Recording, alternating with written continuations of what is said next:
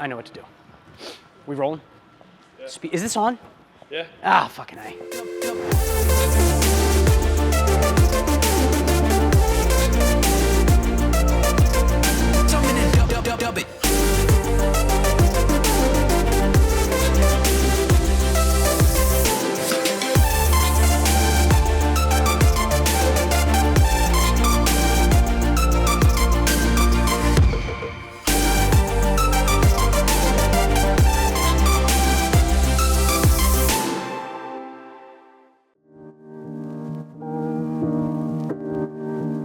Sports have become a pretty substantial part of my business. Again, I say again because like 10, 11 years ago, I borrowed my brother's Canon T2i. Then I bought my Canon T5i, my first like big camera purchase, which I thought was huge.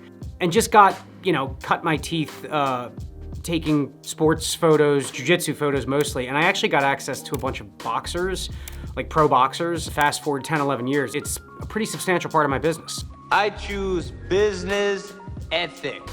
So about 15 months ago or so, I go up to my daughter's high school varsity field hockey game, and I do just a short, stupid reel. I'll show it.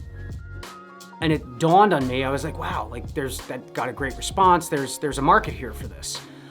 Obviously then my idea is, I'll shoot social media, vertical social media, sports highlight reels, and that'll be awesome and people will love it and they'll buy it. And while I still do that, and I've gotten some, multi-game deals with different teams, I've done a bunch of them, I don't think that's like a substantial or could be a realistic part of my business, I should say. I guess the truth is it could if I was maybe contracted by a... But I ask you, what is a contract? Prep school or a small college or maybe even a university just to cover, come out for the winter season and cover these 3 sports over the next 4 months. Maybe there, and I've seen some other videographers that do similar to that, but like one-offs, just doing social media vertical sports highlight reels, it dawned on me kind of recently. I was like, there's not enough time to go to the games, dump the footage, sift the footage, spend X amount of hours editing for X amount of dollars. I mean, you'd have to do one every day, and by that logic, I guess you could make it into a substantial business model, but it just didn't feel sustainable. But part of that thinking was, okay, there's a market here. There's like a market in sports. I'm in a pretty good area where there's just a ton of schools, so what's hard about it is that, from what I've learned, a lot of public schools use boosters, meaning parents run these booster clubs that collect a fee from other parents of athletes at the beginning of the year, and that could be, I don't know, $200, $250, $300, maybe it's more. But to ask them, hey, do you want to purchase a multi-game deal for thousands of dollars for the season, they're not gonna shell out booster money for that. And honestly, the unspoken truth is, if your kid's not good, why should the parents of the kid who's on the bench be putting their money towards videography, highlight reels that those kids aren't even in? Thinking of trying out for a scholarship. Give me the ball, man. That money's supposed to be for the bus drivers, the uniforms, just the general, expenses associated with the season. But I digress. It at least sports, it's definitely taken a little bit of the burden off of the feast or famine aspect of running a small one-man production company, in that when you're waiting for businesses, nonprofits for, marketing videos, mini documentaries, it can just be hit or miss. You might have 2, 3, 4, 5, 1 month or more. Next month you might have none. So at least sports, they're going on all year round, if you include club teams all year round, and it's not the worst thing you can shoot. Give a little intro. So what are we doing today? Oh yeah, I gotta be more charismatic. I'm usually more charismatic than this. It's not gonna work. I'm usually more charismatic than this. Media day. I'm trying to pay the bills. Sports is a good market, let me tell you. So pivoting to some of the BTS you just saw, one of the more recent offerings I started doing was media days. 8 months ago now, maybe. I just gathered a bunch of friends, my nieces. I said, hey, I want to try this out. Here's what I'm going for. Here's what I'm going to try to do. Your kid's interested? Of course, all the parents were like, yes, we're in. Shot it over at my gym. At that time, I thought A, these were the best photos. I was like, these are amazing. B, I didn't have flashes. I've kind of always been afraid of flash photography because I was never a studio portrait flash shooter, but I used continuous lights. I used this video light here, Amaran 200X or something, and some Nanlite Pavo tubes, and I made it work, don't get me wrong. So it's been about 8 months, like I said, of doing media days. I think I've done like 7 or 8 now, and like 3 or 4 of those have been practice. We're talking about practice, man. The first real key takeaway, as I mentioned with that first media day I did, is that even though I've since gotten into Flash and I'm loving Flash and I can't believe I waited this long to get into it, you can actually still do a lot with continuous video lights. On the last shoot, and I'll show some clips here, I basically just set up 2 stations. So I use this Amaran 200X, my 2 Nanlite Pavo tubes just on tripods that I could bounce around. And then in the middle of the mats in this auxiliary gym that we were at, I just did both my flashes, the Westcott FJ400 and the Westcott FJ200. No one can tell the difference if you're, especially looking on their phones or Instagram or social media, whatever. Nobody can tell the difference between ISO 100 or ISO 800, 1000, 1250. I mean, photographers can, and if you're on a big 4K monitor, blown up, full screen, yes, you can, but I actually plan to use these continuous lights on most media day shoots from now on just to get different looks.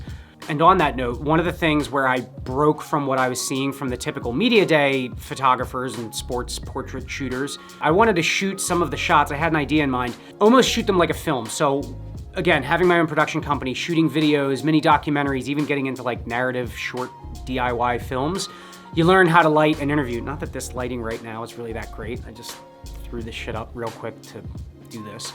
But you learn how to light an interview, you learn how to light a scene, and that can actually help you with photography. Sometimes it's easier too with continuous light, just to move the lights around and see where you're getting the shadow and the shadow side, Rembrandt lighting, split lighting, all that crap. So I wanted to do something dramatic, and I wanted it to look like you could take a singular photo and it would almost be like the frame to a film. So after I posted the photos on Instagram from this media day, the #1 question I got was, how did you do this shot? And it was the shot where the Amaran was right above them with a strip softbox and no accent lighting, no Pavo tubes, nothing else, just one singular light source, continuous light, ISO probably between 800 and 1000, might have even been a little lower, and just had the athletes fold their arms and look up. It was like the stupidest, easiest thing, and everybody loved it. So back to shooting certain shots, like trying to differentiate your style, seeing things in film you like and trying to just do it through a singular photo.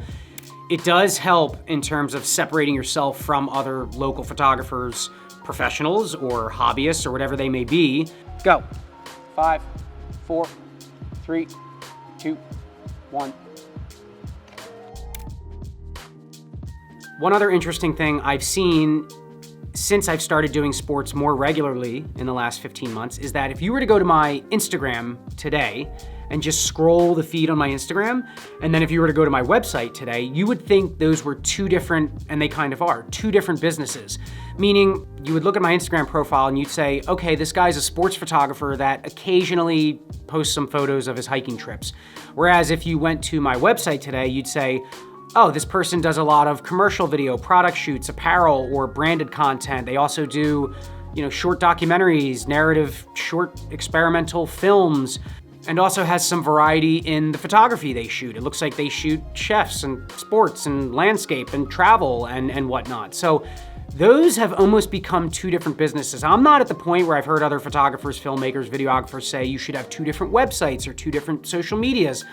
I'm not there because, quite frankly, I don't entirely agree with that just from my position.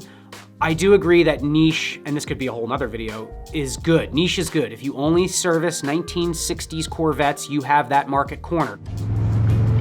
See, it's not just a car, it's a total image, an identity you have to go for. Whereas if you service every car, you don't have any market. You've got to compete with every other mechanic out there. That's the analogy I heard. But niche is something where if I said tomorrow, I just shoot sports, then when my chef friends call me, or a product company, or a coffee company, or a friend that has a startup apparel company calls me, what do I say? I say, no, I just shoot sports. So I'd like to keep my options broad. It also gives me more material for my portfolio, for my website, more experience, more failures that I can learn from. But I do believe in niche. I just think that when you're starting out, if someone were to ask me advice, which I'm still asking myself for advice, is that just keep it broad. Unless you really know, like, all I want to shoot is this, then go after it. I totally get it. But I find a lot of different things interesting in life. So it would only make sense that I'm going to continue to shoot those things with my creative pursuits too.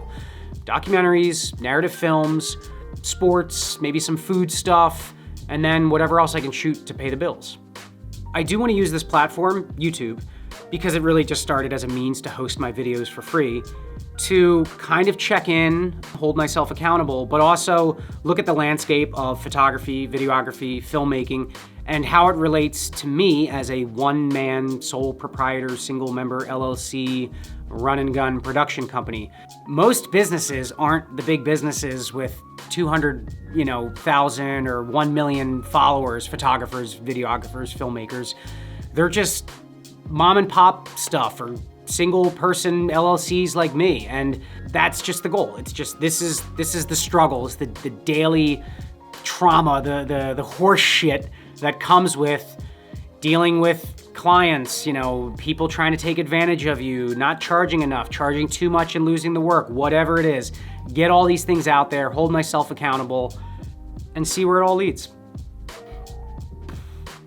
Just ate an entire fucking pizza. I feel like shit.